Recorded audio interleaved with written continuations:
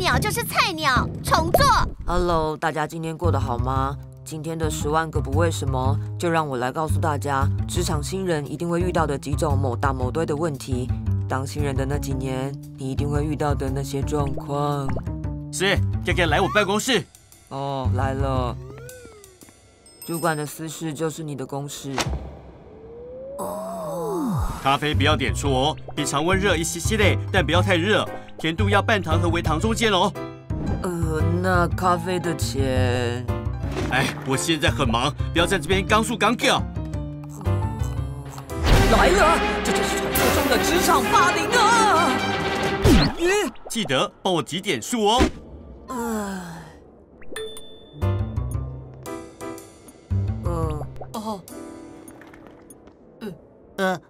10 minutes later。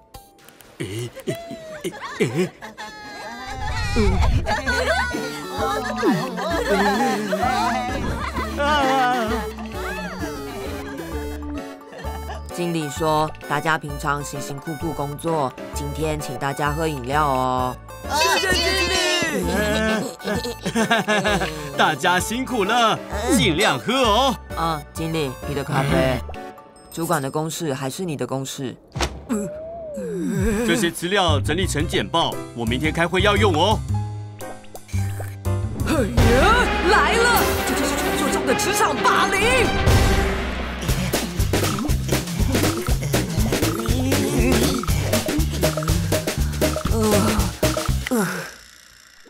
开会了，开会了。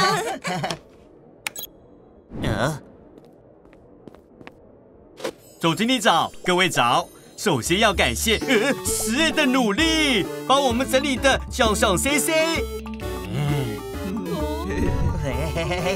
首先，从这个中型曲线中，可以看出这个数字变化的很大，蓝色的部分差异比较大一点，那个红色的部分还有橘色。从这个对照组可以发现，代表红色的受众群虽然过去3个月多了6%是7.2%，但是买广告的比例增加50%。整个收益来说，付出还有下降销售比较可以看到了，这个受众群这段可以变成是标签。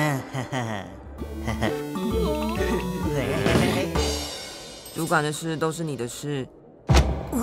你那么强数强叫，这些都给你做啦。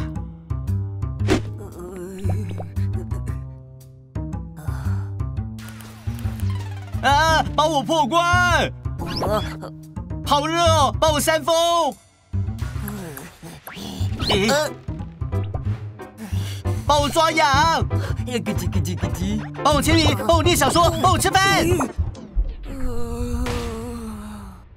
2 years later。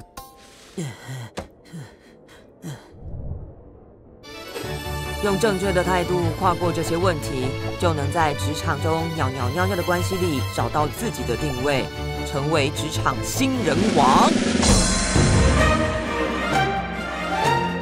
10万个不为什么，我们下次见喽。